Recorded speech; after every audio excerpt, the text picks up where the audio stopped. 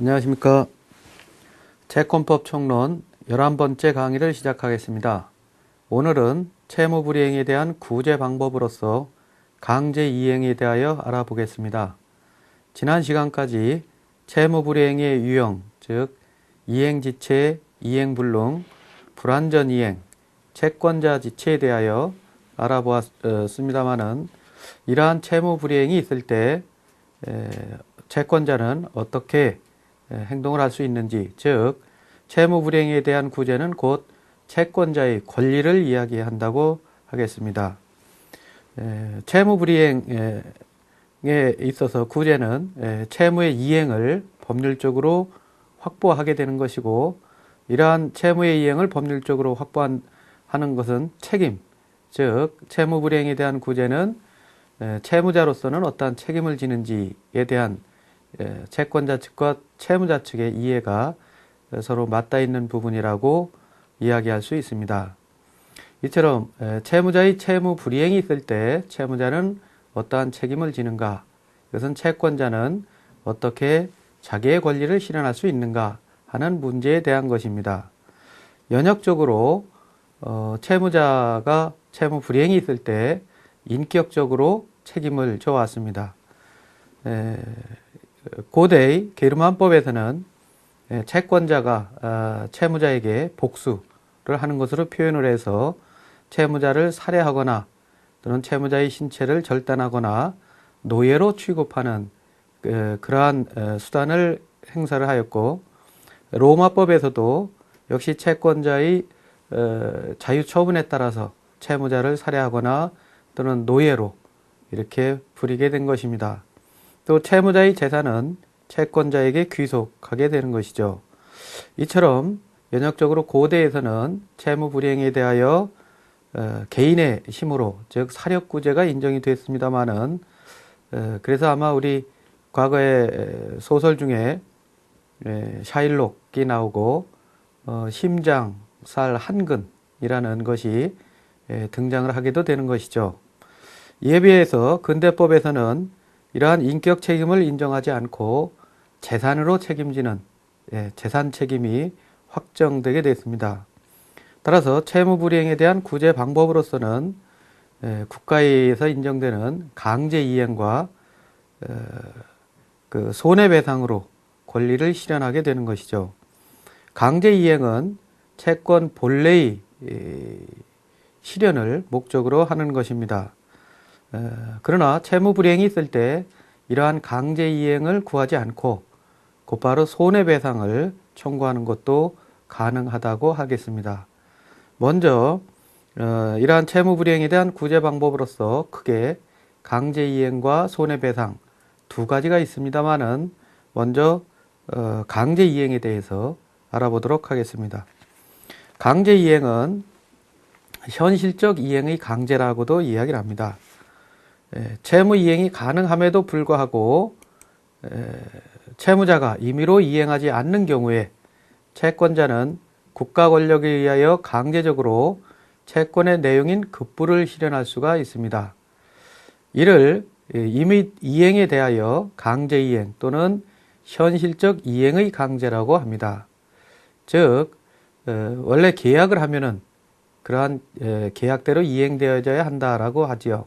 따라서 계약대로 채무자가 임의적으로 이행하는 것이 원칙입니다. 그러나 채무자가 이행할 수 있음에도 불구하고 이행하지 않는다고 했을 때 이제는 국가 권력의 힘을 빌어서 그러한 채무를 강제적으로 이행하게 하는 것입니다. 이를 지금 이제 강제이행 또는 현실적 이행의 강제라고 하는 것입니다. 이러한 현실적 이행을 하려면 먼저 채권자가 진짜 그러한 채권이 있는지, 즉 돈을 받을 권리가 있는지 아니면은 물건을 인도받을 권리가 있는지 이런 것을 확정을 해야 되겠죠. 따라서 먼저 재판을 통해서 이행 판결을 받게 됩니다. 이행 판결은 그러한 이행 판결을 받게 되면은 판결에 따라서 이행하라 이러는 것이죠. 판결의 종류에 대해서는 이행 판결과 형성 판결 또는 확인 판결 이렇게 세 종류로 나누는데 통상 현실적 이행을 강제할 때는 이러한 이행 판결을 받게 되는 것입니다. 이행 판결을 받고 난 후에 그 판결을 집행할 수 있는 권한이라고 하는데, 이러한 집행 권한에 의거해서 민사집행법에 따라서 강제 이행을 집행하게 되는 것입니다. 그 신문에 의하면은 프로야구가 있죠. 프로축구도 있고 프로씨름, 이처럼 이제 여러 운동 단체들이 있는데, 프로야구단 히어로즈가 우리담배를 상대로 후원금 지급 소송을 한 예가 보도가 된 바 있습니다.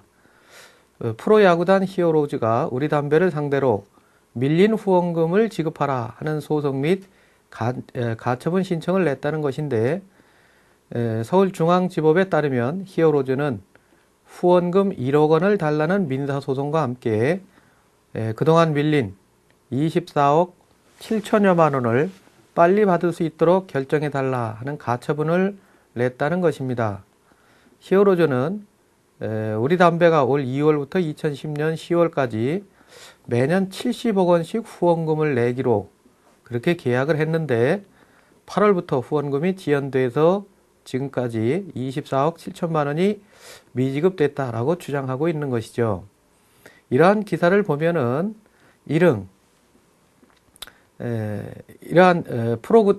프로야구단 히어로즈의 주장만을 전제로 해서 본다면은 이제 돈을 받을 권리가 있으니까 채권자가 되겠죠.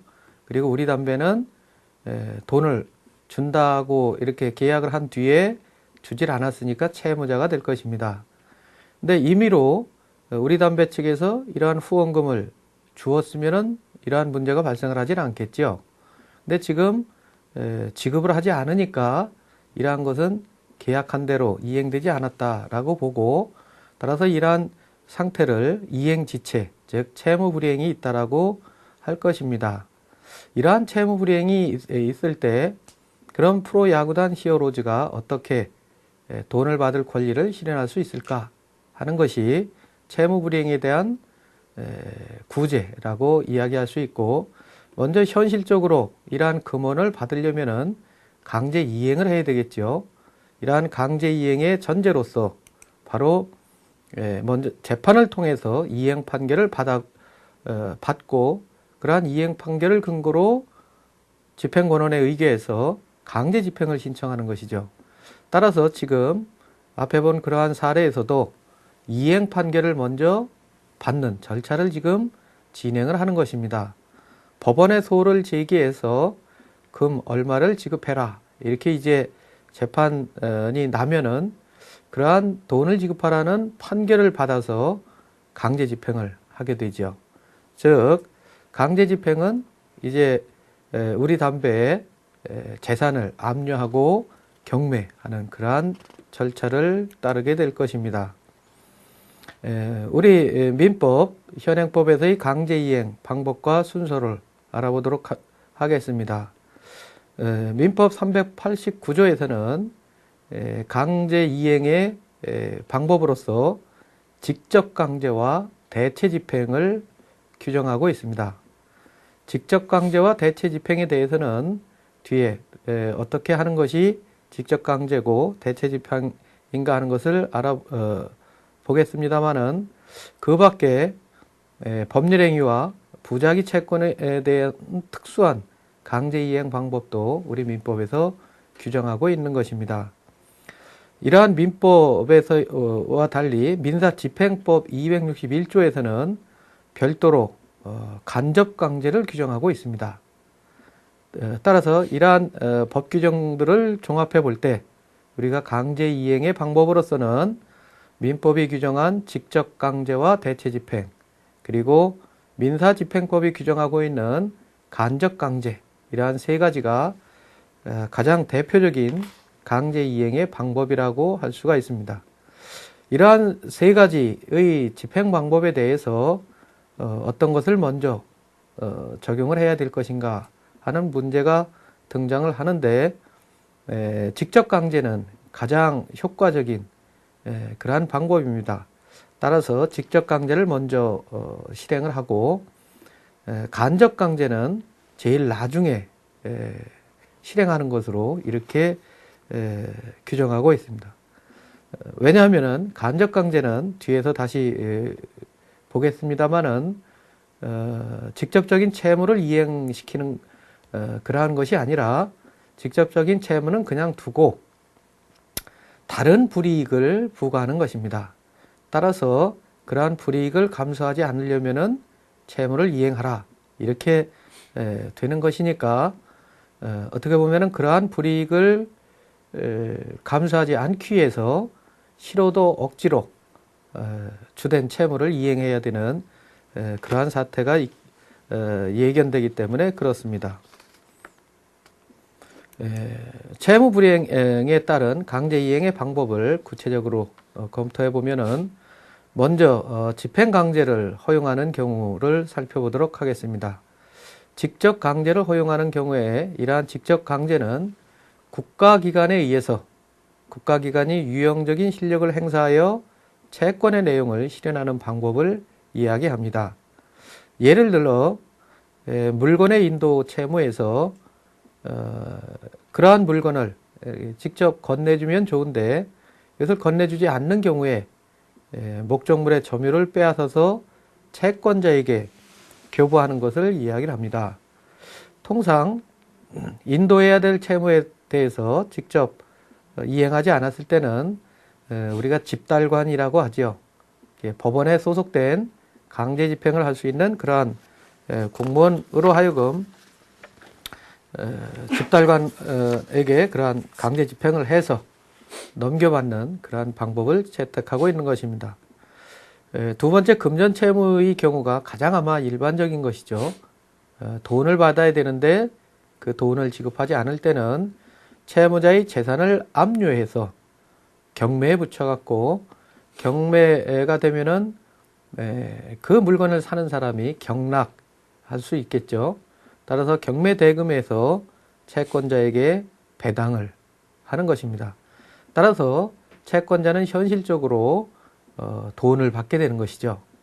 즉 채무자가 임의로 이행하지 않는 그러한 채무 불이행이 있을 때 채무자의 재산을 압류, 경매, 즉 처분해서 그 처분한 돈을 가지고 받게 되는 것입니다. 따라서 이러한 직접 강제는 가장 효과적이고 또 인권을 손상하지 않는 그러한 방법이라고 하겠습니다. 즉 직접 재산에 대해서 집행을 하는 것이니까 인격 존중 사상에도 적합하고 사람에 대해서 하는 것은 아니죠. 물론 재산에 대해서 집행할 때 정신적인 스트레스를 받겠습니다마는 그건 직접적인 사람 신체에 대한 것은 아니기 때문에 인권을 손상하지는 않는다라고 해석하고 있는 것입니다.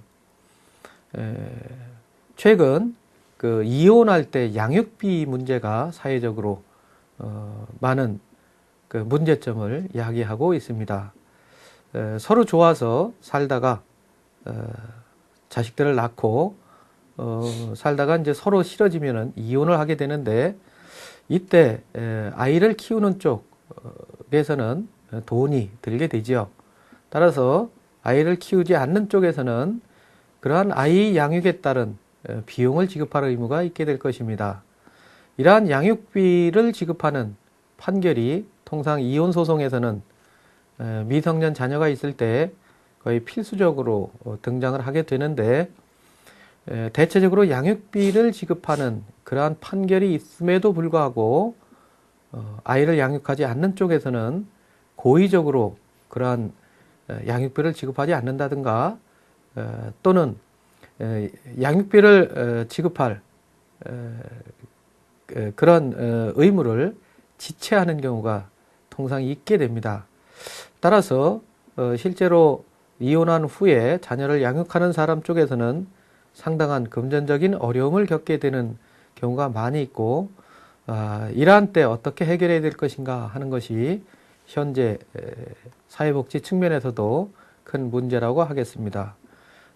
따라서 최근의 가사소송법 개정안에서는 이러한 이혼 후 양육비를 지급하는 의무자가 지급하지 않는 경우에 만일 그 양육비를 지급할 사람이 어떤 직장을 가지고 월급을 탄다고 할 때 그러한 월급, 급여에서 직접 공제하도록 그렇게 입법 개정안을 제출하고 있는 것입니다.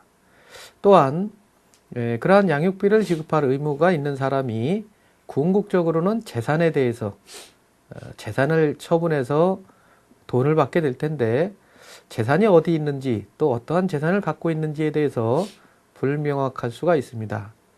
따라서 이러한 경우 담보 제공을 한다든가 재산의 목록을 제출받을 수 있게 이렇게 아울러서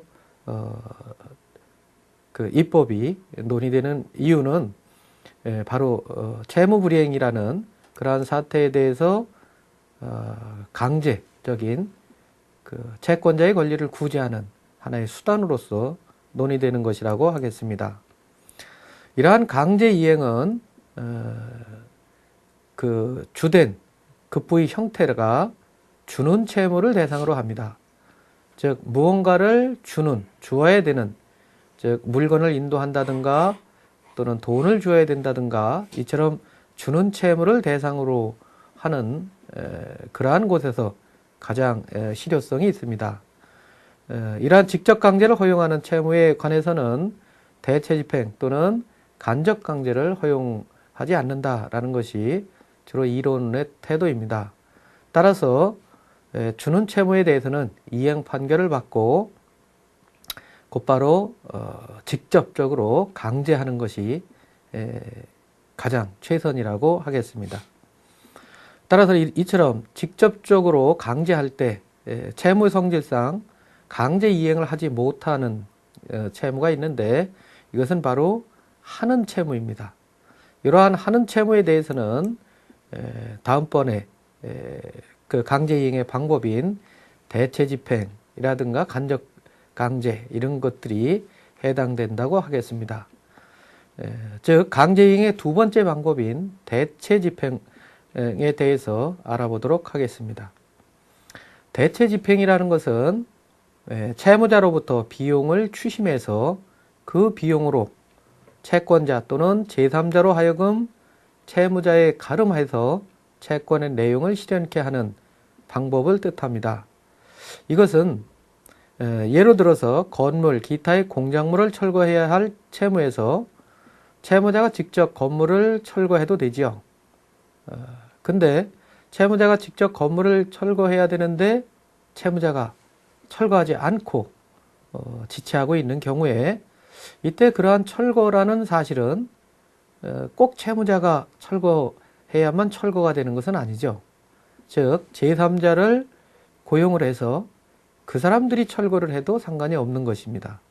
따라서 이처럼 제3자가 해도 되는, 즉 대체적인 급부 의무, 대체적인 채무에 대해서는 그 채무자가 실현하지 않을 때 제3자로 하여금 그러한 채무 이행 상태를 실현하게 하고 대신 제3자를 사용하니까 그 사람에게 돈을 주어야 되겠죠. 이 일 시킨 값을, 근로의 대상을 줘야 되니까 이러한 비용이 발생을 했을 때 그 비용을 채무자에게 대신 받는 것입니다. 즉 채무자 스스로가 철거하면은 채무자에게 별도의 비용을 지급할 필요는 없지요. 그렇지만은 제3자가 대신 철거하니까 또 포크레인 직접 손으로 안 되면은 포크레인을 빌려서 한다든가 이럴 때 그러한 빌리는 비용이 또 들게 되니까 이러한 비용들을 채무자로부터 추심, 즉 받아서 강제 집행을 하는 그 강제 이행을 하게 되는 것입니다.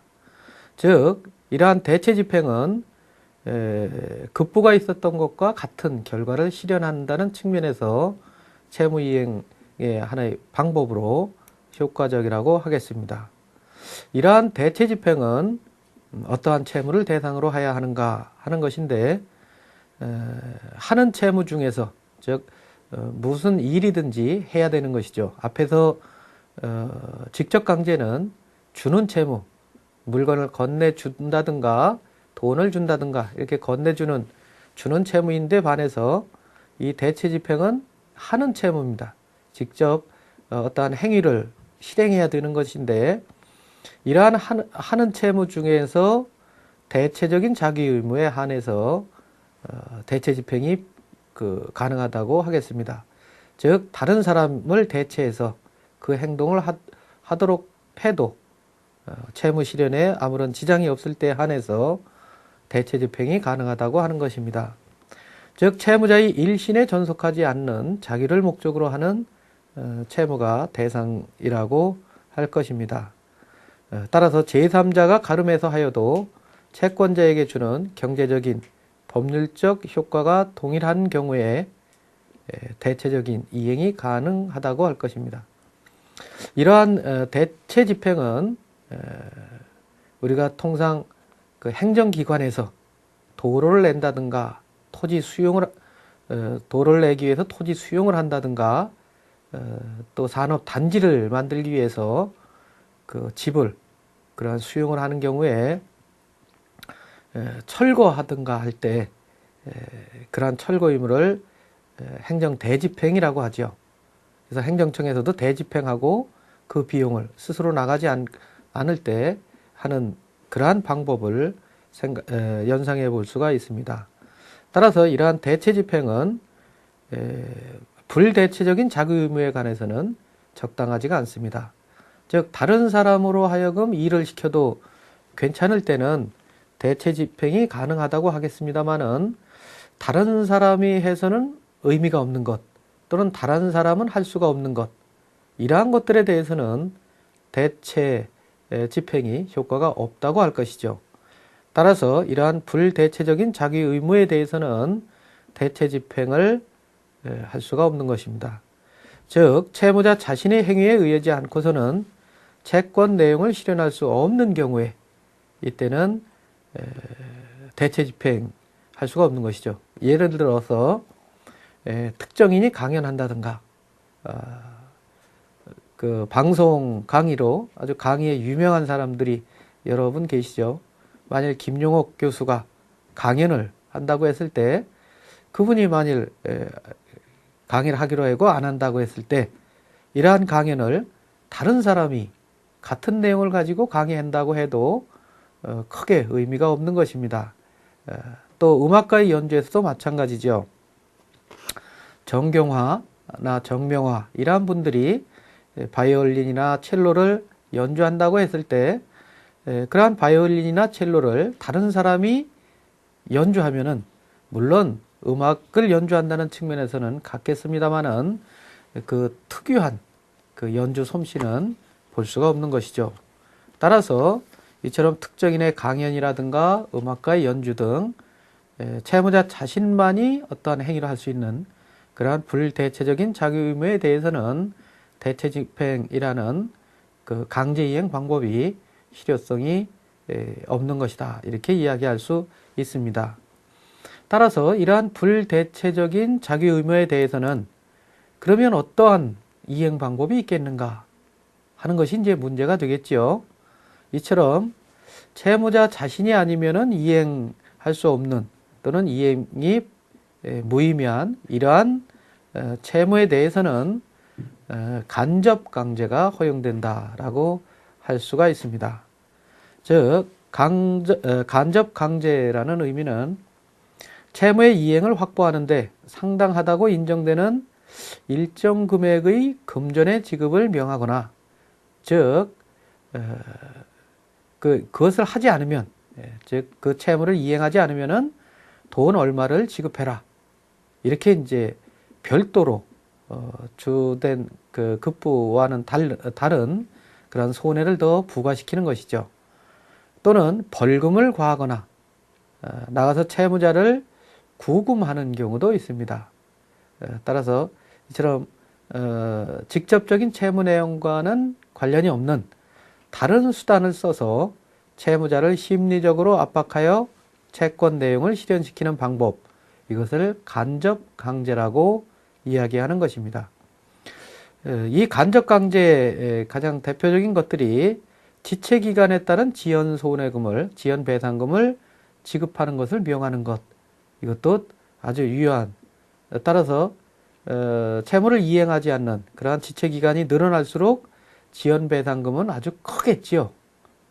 그래서 이러한 지연배상금을 물지 않기 위해서 이행지체를 하지 않는 이러한 심리적인 압박을 주는 것입니다. 또 공사에 있어서 건설공사라든가 이런 도급공사를 할 때 우리가 지체상금이라는 용어를 많이 쓰죠. 즉 언제까지 준공하겠다라고 이야기했을 때 그러한 준공기일을 지키지 않았을 때는 그러한 지키지 않은 데 대한 즉 공사가 늦어진 데 대한 지체상금을 물도록 이렇게 하고 있습니다. 이러한 지체상금은 액수가 상당히 크기 때문에 우리가 대체적으로 공사 현장에서는 공사를 좀 부지런히 예정보다도 일찍 하려고 대부분의 공사업자들이 노력을 하게 되는 것입니다. 그것은 바로 공사 지연에 따른 지체상금이 그 뒤에 배경이 된다 이렇게 이야기할 수 있는 것입니다. 우리 민사집행법에서는 이러한 간접강제의 방법으로서 지연배상 또는 즉시 손해배상을 명하는 그러한 방법을 규정하고 있는 것이죠. 그 실제 사례에 있어서는 간호조무사들이 병원 안에서 시위를 한 사례가 있는데 이러한 시위는 간호조무사뿐 아니라 기타 여러 사람들이 할 수가 있겠죠. 또 여기서는 이제 병원에서의 시위가 문제가 됐는데 이러한 시위는 꼭 병원이 아니더라도 우리 사업장에서 여러 군데서 볼 수가 있습니다. 이 예에서는 간호조무사가 병원에서 시위하는 것이 안 된다라고 금지를 하면서 이러한 시위가 안 되는 이유는 바로 그러한 병원 시설을 이용하는 병원 시설에 대한 소유권을 침해하기 때문에 그렇다라는 것이 주된 이유가 되고 나아가서 그 병원에는 이런 그 병원 관련자뿐 아니라 환자가 있죠. 절대적인 안정을 필요로 하는 환자들이 치료를 받기 때문에 이러한 환자들의 치료가 병원 내의 시위로 인해서 제대로 이행되지 않는 그런 또 다른 불이익이 있는 것입니다. 즉 병원에서의 시위는 병원 관련된 이 사람들의 문제만이 아니라 환자라는 즉 진료계약에 의한 선의의 제3자들이 또 있게 되는 것이고 이러한 환자들이 피해를 막기 위해서 병원 내 시위에 대해서는 그것을 하지 못하게 하는 그러한 보장책이 필요하다고 할 수가 있습니다. 따라서 법원에서는 병원 내의 시위를 계속할 때는 매일 50만 원씩 부과한다 하는 간접 강제 결정도 거의 같이 한 것입니다. 구체적인 내용에 있어서 병원 건물에서 퇴거하지 않을 때에는 매일 100만 원씩 지급하고 건물 점거 불해제 시 또 구호라든가 피켓 시위 등 병원의 진료물을 계속 방해할 경우에는 매일 50만 원씩 지급하라 하는 판결을 같이 한 것입니다. 즉 간접 강제 결정을 함께 부과했다 하는 특수한 내용이 여기 기사에 나와 있는 것이죠. 따라서 만일 시위를 하면서 병원 건물 내에서 퇴거하지 않으면 어떻게 될까요?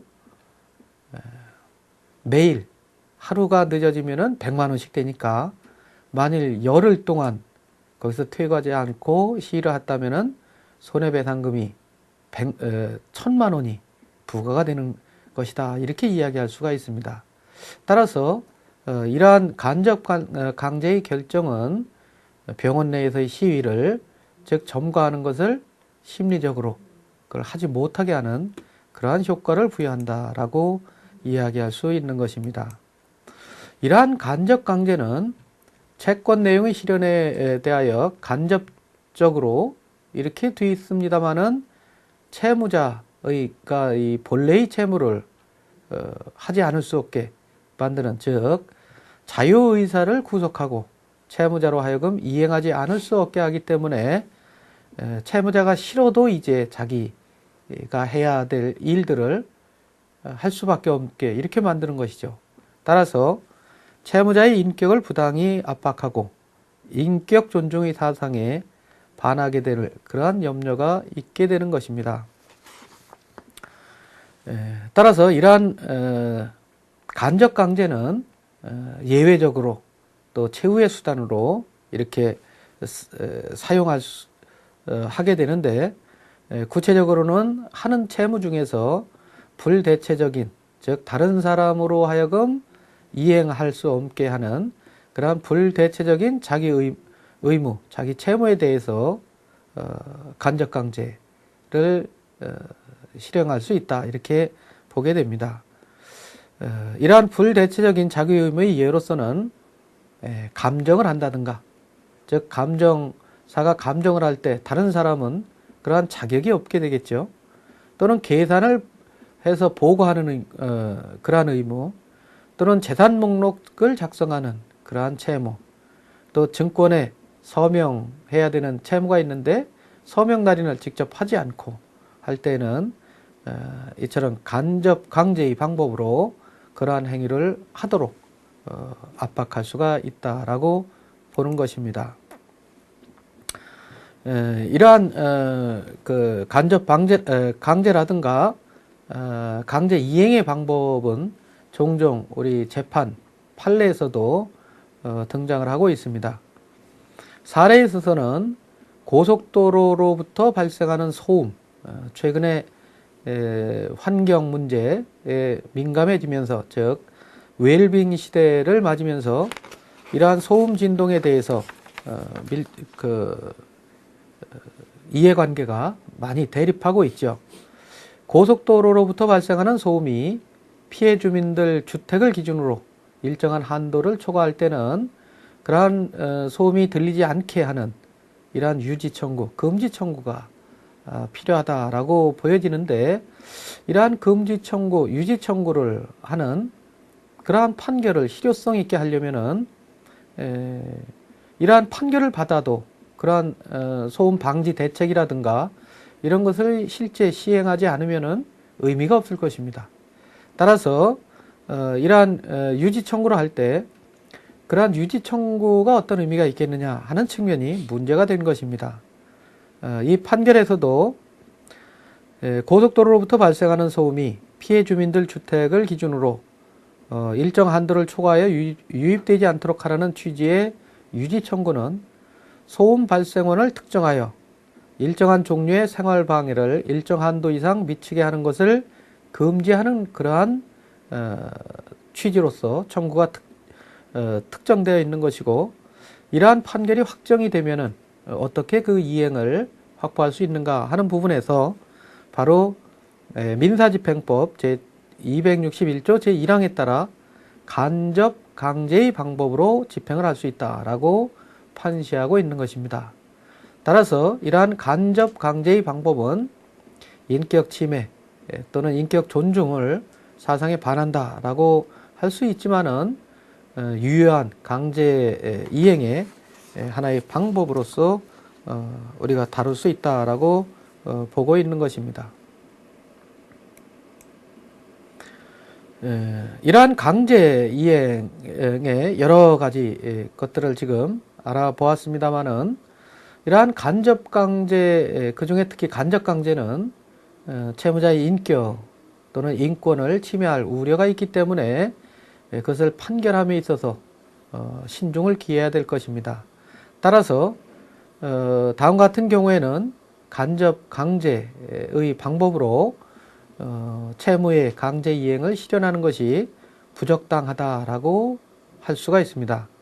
예컨대 채무자 본인의 의사만으로는 실현될 수 없는 그러한 채무에 대해서는 즉 채무자뿐 아니라 제3자가 협력을 해야만 이행될 수 있는 이러한 채무에 대해서는 채무자에 대해서만 간접 강제, 이행지체라든가 이런 과태료 이런 것들을 부과한다고 해서 채무가 실현될 것은 아니죠. 왜냐하면은 제3자가 협력을 해야 되니까 채무자 혼자만 채무 이행을 할 수가 없기 때문에 그렇습니다. 따라서 이처럼 제3자의 협력을 필요로 하는 그러한 채무에서는 간접 강제 방법도 제한된다라고 할 수가 있는 것입니다. 또 채무자에게 특수한 설비라든가 기능 또는 부당한 비용을 필요로 하는 그러한 채무에 대해서도 간접 강제 방법으로 강제 이행을 청구할 때 채무자에게 필요 이상의 불이익을 주기 때문에 역시 간접 강제의 방법이 적당하다라고 할 수가 없는 것이다. 이렇게 보여지는 것입니다. 두 번째로 채무자 자유의사에 반하여 채무 내용에 쫓은 급부를 실현할 수 없는 채무가 있습니다. 이것은 순수하게 이제 일신전속에 관련된 채무자 아니면 할 수 없는 이러한 특정의 채무들이 있습니다. 예컨대 예술가의 작품 제작 채무를 예로 들 수 있는데, 이런 예술가의 경우에는 자유로운 생각 하에서 작품을 활동을 해야만 그것이 의미가 있다라고 보여지는 것이죠.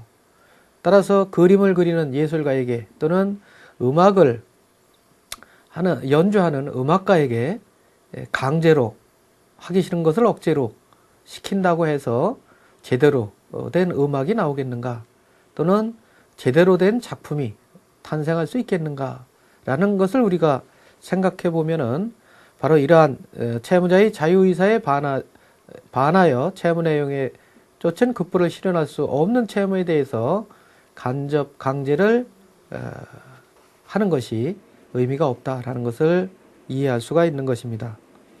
나아가서 강제하는 것이 채무자의 인격 존중에 반하는 그러한 채무가 있는데, 예컨대 부부의 동거 의무를 들 수가 있습니다. 이러한 부부의 동거 의무는 강제로 동거 의무가, 결혼하면 동거 의무가 있지요. 근데 이러한 동거 의무가 있다고 해서 동거를 하기 싫다고 하는 경우에 강제로 같은 방에 넣는다고 해서 부부 사이가 원만해지지는 않을 것입니다. 따라서 이러한 동거 의무에 대해서는 강제 이행의 방법이 의미가 없다라고 보여지고, 따라서 동거 의무를 불이행하는 경우 그러면 어떻게 하겠는가 라는 문제가 등장을 하는데, 물론 이것은 금전적인 게 아니라 신분에 관한 것이죠. 즉 친족법에 관한 것이기 때문에 우리 채권 총론에서 예로 드는 것이 적합하지 않을 수도 있습니다. 그렇지만은 이러한 동거 의무를 불이행했을 때는 바로 상호간의 부양 의무 내지는 이혼 사유 중에 악의 유기 이런 것에 해당이 되기 때문에 이혼 사유로 봐서 서로 동거를 할 수 없는 그러한 경우에 그대로 부부관계를 유지시키는 것이 오히려 불합리하다, 이렇게 보게 되는 것입니다. 이처럼 그 채무자의 채무 불이행이 있을 때 강제 이행의 방법으로서 주된 세 가지 내용에 대해서 알아봤습니다. 즉 직접적으로 강제하는 것, 또 다른 사람으로 하여금 대체 집행을 할 수 있는 것, 그리고 채무자만이 이행해야 되는 그러한 채무에 대해서는 간접 강제의 방법으로 강제 이행을 심리적으로 강제하는 그러한 방법을 우리가 이야기할 수가 있는 것입니다. 강제 이행의 또 다른 채무의 유형으로서 법률행위, 즉 의사표시를 목적으로 하는 채무가 있게 되는데, 승낙을 얻는다든가 동의를 얻는다든가 이래야만 법률 요건에 해당하는 그러한 경우가 있습니다. 즉 법률행위를 목적으로 하는 채무에 관하여는 이때 승낙을 해야 될 사람이 승낙을 안 한다든가 동의를 해야 될 사람이 동의를 하지 않았을 때 결국은 채권을 실행할 수가 없게 되는 것이죠. 따라서 이러한 경우 우리 민법 389조 2항에서는 재판으로서 채무자의 의사표시에 가름하는 규정을 두고 있습니다. 즉 관념적인 법률 효과의 발생을 목적으로 하는 것인데, 이러한 판결은 즉 채무자의 의사표시에 가름하는 판결이라는 별도의 판결이 있고, 이러한 판결을 받았을 때 채무자의 동의 내지는 승낙이 있었던 것으로 의제를 해서 법률행위를 할 수가 있게 되는 것입니다. 이러한 재판으로서 채무자의 의사표시에 가름하는 경우는 법률행위뿐 아니라 의사통지 또는 관념의 통지라는 준법률행위에도 적용이 되고, 이러한 의사통지 또는 관념의 통지, 기타 동의, 승낙 이러한 것은 때때로 관청에 대한 출원, 등기 신청 시 또는 전화 사용권 명의 변경 신청 등의 경우에 우리가 그 채무자의 의사표시에 가름하는 그런 재판으로서 가름하는 경우를 볼 수가 있는 것입니다. 나아가서 채무의 한 형태로 부작위 채무가 있습니다. 이것은 무엇을 해야 되는데 안 하는 경우죠.